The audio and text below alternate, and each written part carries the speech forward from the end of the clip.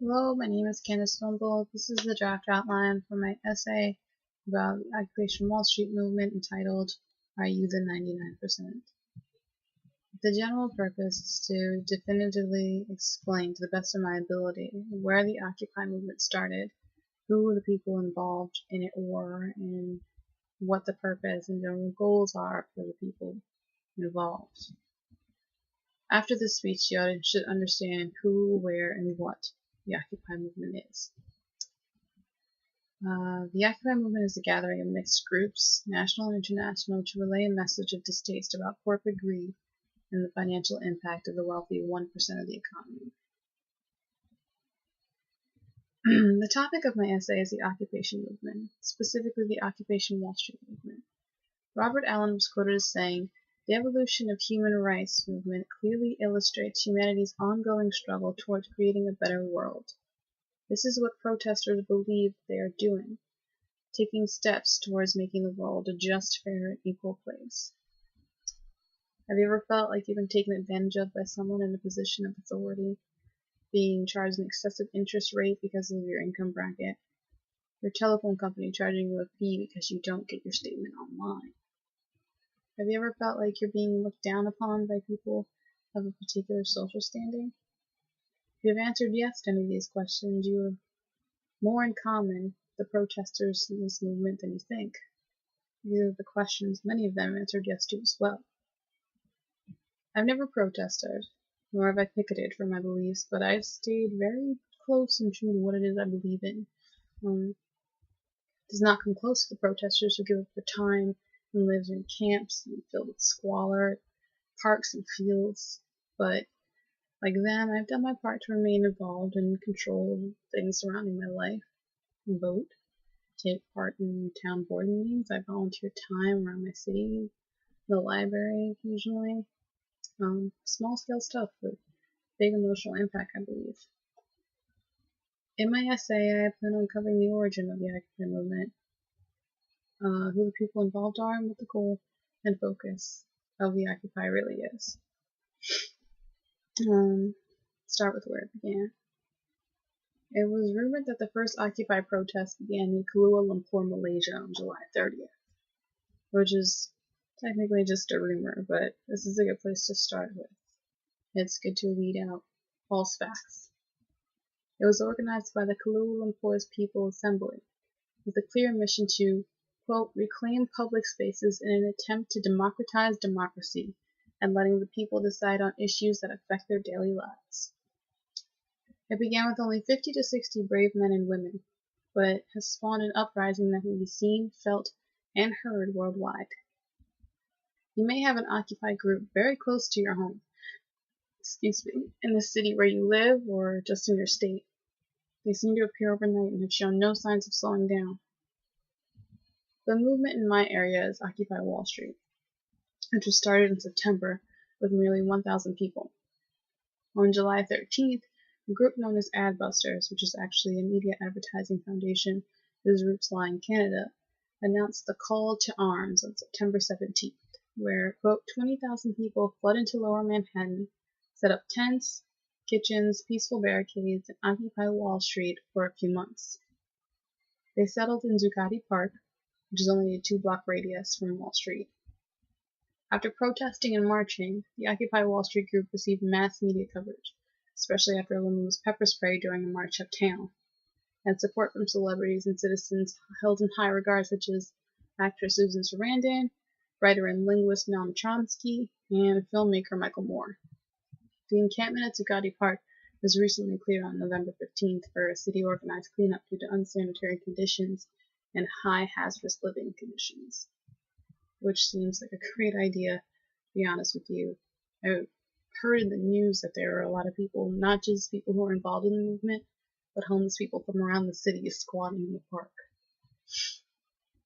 As I made mention earlier, the Occupy movement was initiated by a group called Adbusters, named after a bi-monthly magazine whose main focus is getting people to release their ties and holds to a self-prophesizing economy. The magazine was founded by Cale Lessin, an aging journalist whose general thoughts consist of killing capitalism and discussing the dark age for humanity. Lasson also believes the eviction his protesters faced will cause an escalation of outrage. Quote, they're raising the stakes. And it's one step closer to, a revolution, unquote. The idea started as a snowball idea gathering momentum from two men, Lassen and Michael White, Adbuster's senior editor and close friend and conspirator of Lassen. Lassen and White managed to get their message across to the 70,000 or so publications released worldwide. The people involved are those who feel dislocated from society and see this as an attempt to reclaim their spot in the new utopia. OccupyWallStreet.org was established and operated by a group of transgenders. The message was taken to the street by NYABC, New York Against Budget Cuts, and facilitated by a professor at the University of London. These are the smallest fraction of the people who were involved in getting the protests moving. Now it appears that the camp has become engrossed with a mix of angry, caloric squatters, peaceful-minded hippies, and a few who have kept their goal in mind. Speaking of the goals of the Occupy movement, a goal which is slightly unclear and varying from camp to camp. The correspondent at InsideHigherEd.com says, quote, for 2 months, the Occupy protesters have focused attention on student loan debts. Their solution to their problem was to stop paying. Supposedly their goal here is to assess higher education for free, sign no-interest loans, and receive get-out-of-debt-free cards for existing student loans. At Occupy Houston, a diversified crowd consisting of laborers, professionals, and unemployed had a different goal in mind during their protest. Some were discouraged by the support via bailout that some Wall Street firms received, while others claimed that the economic downfall could be traced back to the Federal Reserve. Mary Belchick, a resident of Houston, said, quote, we don't have a voice, and we should. This is our country too, and it's run by the people who have the money, unquote.